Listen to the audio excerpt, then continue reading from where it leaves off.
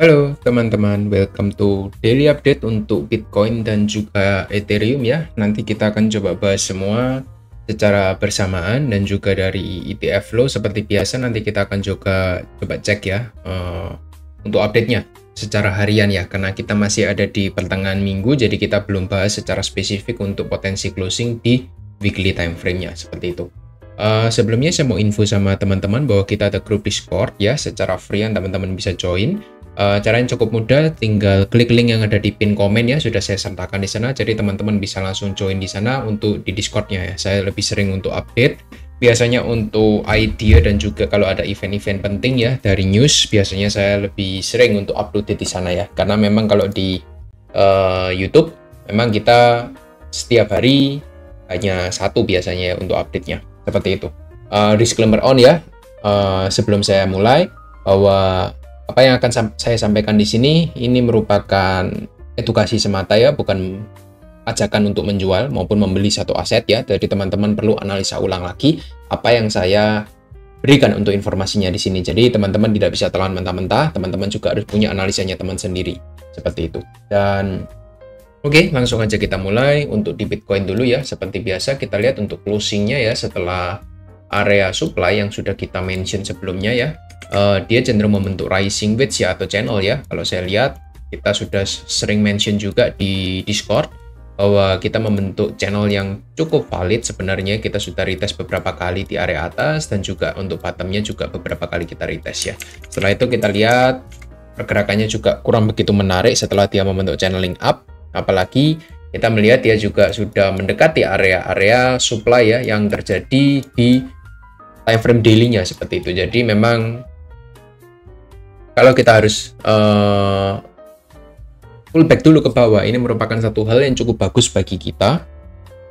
Dan ini bisa menjadi satu peluang ya untuk teman-teman bisa mencoba mempertimbangkan bagi teman-teman yang kemarin ketinggalan mungkin di area-area bawah seperti di 57 dan 58.000. Seharusnya nanti teman-teman bisa mendapatkan untuk area buy yang lebih murah ya dibandingkan di tanggal 22 kemarin seperti itu.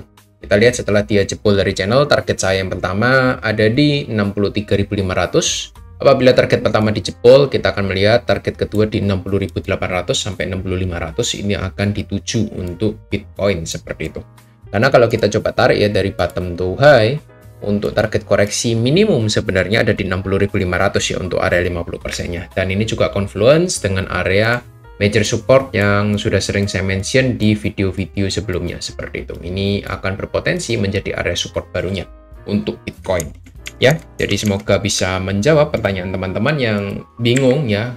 Kalau saya bisa buy di mana ya untuk koreksinya ini kira-kira sampai mana. Jadi teman-teman bisa coba lihat dan pertimbangkan seperti itu. Untuk area yang sudah saya mention tadi barusan seperti itu ya. Kalau kita coba buka di time frame 1 jam sebenarnya untuk trend structure-nya ya, ini akan saya hapus. Kita masih bearish ya, konsisten membentuk lower high lower low ya di sini. Dan apabila kita naik lagi ke atas, ada potensi kita akan kena reject lagi di area supply-nya ya. Supply-nya ada di sekitaran sini, teman-teman bisa coba mention, coba di follow up sendiri ya, sekitar 65.600, 65.700 ya, itu menjadi area supply-nya. Menurut saya ada peluang kita akan retest dulu di atas sebelum kita kembali terreject di bawah seperti itu. Apabila area support di sekitar 63.000 inti jebol, kita melihat ya ini ada potensi membentuk head and shoulder, dan target akhir kita ya seperti yang sudah saya mention di time frame daily ya ada di 60.500 seperti itu. Jadi ini semua masih terconfluence dan juga masih mendukung ya untuk datanya satu sama yang lain. Jadi teman-teman bisa coba pantau. Apabila teman-teman ingin scalping bisa coba untuk cari short sell dulu ya, jangan coba cari untuk long dulu untuk sementara. Seperti itu, teman-teman bisa coba analisa lagi ya sendiri untuk apa yang saya sampaikan di sini apakah sesuai tidak dengan analisa teman-teman seperti itu ya. Untuk Bitcoin dominance menurut saya untuk di weekly time frame saya melihat ini masih cukup sideways ya di area range yang sangat besar untuk sekarang ya. Jadi saya masih belum bisa mengatakan dia akan breakout dari 56,5 untuk saat ini ya, meskipun dia sudah dekat dengan area supply, karena kita juga beberapa kali terreject kan di sana 1, 2, 3, dan ini berpotensi kita retest yang keempat kalinya. Nah, saya akan melihat dia mempunyai peluang yang besar untuk naik lagi setelah dia breakout dan valid ya untuk di daily time frame-nya break di atas 56,5 maka saya akan melihat bahwa Bitcoin punya possibility untuk melanjutkan trennya sampai ke 58%. Tapi sebelum itu terjadi, saya masih melihat dia masih dalam satu area sideways yang cukup besar seperti itu. Ya, semoga bisa membantu untuk Bitcoin dominance-nya. Lalu untuk Ethereum Bitcoin, saya melihat ini ada potensi kita membentuk ABC correction ya, pullback yang lebih dalam lagi karena kita sudah jebol dari area support yang terakhirnya di sekitar 0,51. Sekarang gimana ya untuk area supportnya? Kita coba tarik Fibonacci di sini dan saya melihat di sini ada area support ya yang cukup bisa kita coba lihat ya di sini. Ini area 618 golden ratio Fibonacci. Untuk saat ini kita sudah hit ya. Teman-teman bisa lihat ini menjadi area support. Ini support, dia sempat fake out dan resisten. Lalu kita melihat ini ada potensi menjadi support ya. Hanya dia sekali dia menjebol tanpa tanpa respect ya dengan area support di sekitar 0,5 kurang lebih. Jadi teman-teman bisa kalau saya bilang bisa coba dipertimbangkan untuk area 0,5. Sekarang 0,49 ini ada potensi kita reject untuk hari ini. Jadi teman-teman bisa coba lihat dulu untuk Ethereum-nya. Ethereum-nya apakah kita sudah siap untuk rebound, nanti kita akan coba lihat. Tapi secara grafik Ethereum Bitcoin menurut saya kita sudah mencapai local bottom-nya ya, dan ada potensi kita untuk retracement dulu ke atas sebelum kita nanti melihat apakah dia bisa kembali melanjutkan kenaikannya ataukah kita malah jebol lagi ke bawah meretest area support yang terakhirnya di sekitar 0,46 sampai 0,45 seperti itu. Jadi itu aja ya untuk Ethereum Bitcoin-nya, semoga bisa membantu juga. Kita masih belum ada melihat ya tanda-tanda bahwa Ethereum akan segera mereclaim ya dari penguatan dari Bitcoin-nya, karena kita masih so far masih tereject dari area trendline major ya atau trendline keramat yang sudah kita bahas berkali-kali seperti itu. Even memang ETF dari Ethereum ini sudah dimulai perdagangkan ya di tanggal 23, tapi secara money flow sih saya melihat masih cenderung outflow ya untuk saat ini dibandingkan inflow.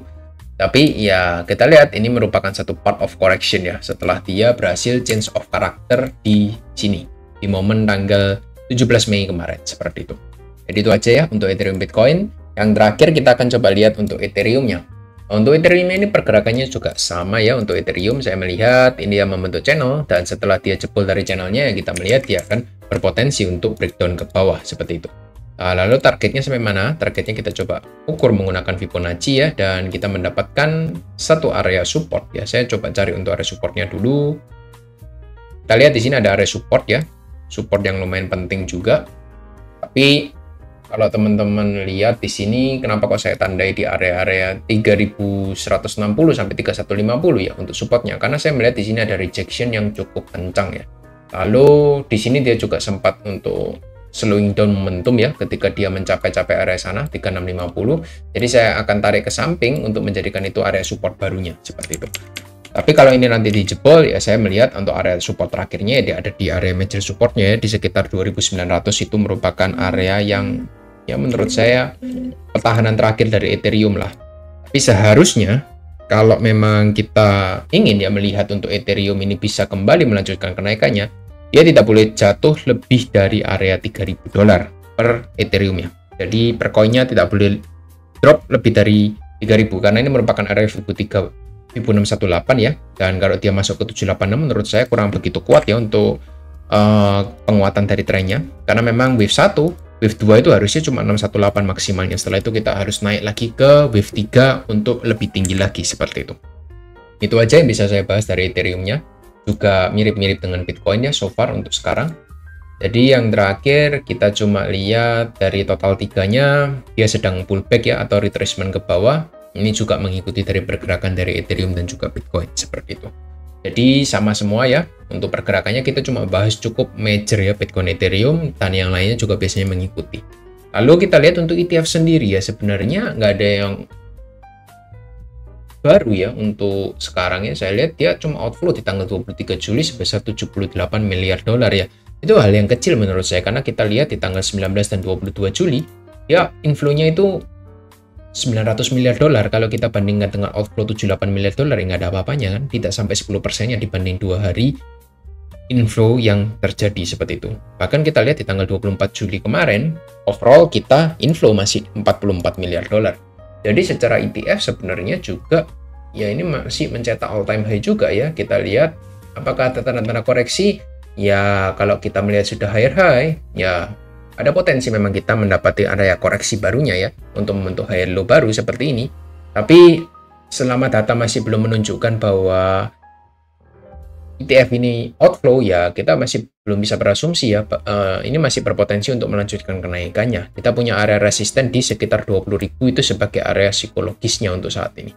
Seperti itu. Sekarang ada di 17.500 ya. Kita masih punya sekitar 2.500 atau 2,5 miliar ya, 2,5 miliar US dollar untuk inflow potensial yang masuk di ETF seperti itu. Dan semoga inflow yang akan masuk nanti ya di market itu bisa mendorong harga untuk naik lebih tinggi lagi seperti itu. Karena kalau kita coba bahas ya dari time frame weekly ya, kita lihat potensial weekly ini sebenarnya hanya merupakan satu proses pullback yang terjadi ya setelah dia 2 minggu mengalami penguatan beruntun ya. Kita lihat 2 minggu mengalami penguatan beruntun, dan ini merupakan satu pullback yang ya menurut saya wajar ya sebelum dia melanjutkan kenaikannya. Nggak mungkin kan kita melihat dia naik 3 minggu beruntun ya setelah dia membentuk ABC correction. Menurut saya kurang begitu sehat ya, kecuali memang ketika dia impuls naik ke atas ya, seperti ini kita melihat ya pullbacknya ini cenderung kecil ya. Kita memang lihat setelah itu kita lihat 1, 2, 3, 4, 5 minggu beruntun kita inflow berturut-turut seperti itu. Tapi menurut saya selama kita nggak jebol ya dari area low yang terakhir di sekitar 60.500 sih, menurut saya pullbacknya masih cukup wajar dan solid seperti itu untuk weekly time frame-nya ya. Untuk monthly time frame nanti kita akan coba bahas mendekati closing dari monthly aja ya di tanggal 29-30. Nanti kita akan coba lihat sama-sama untuk potensial closing di monthly time frame-nya seperti itu. Jadi itu aja yang bisa saya bahas dari Bitcoin dan Ethereum ya. Semoga apa yang saya sampaikan di sini bisa teman-teman dapat untuk idenya, dan teman-teman bisa tidak terlalu panik ya, karena memang kita overall masih dalam bullish trend yang cukup solid ya. Jadi teman-teman bisa analisa ulang ya, disclaimer on juga. Ini bukan merupakan ajakan beli maupun jual, teman-teman harus analisa ulang secara mandiri seperti itu. Thank you semua, dan see you on next video. Bye-bye.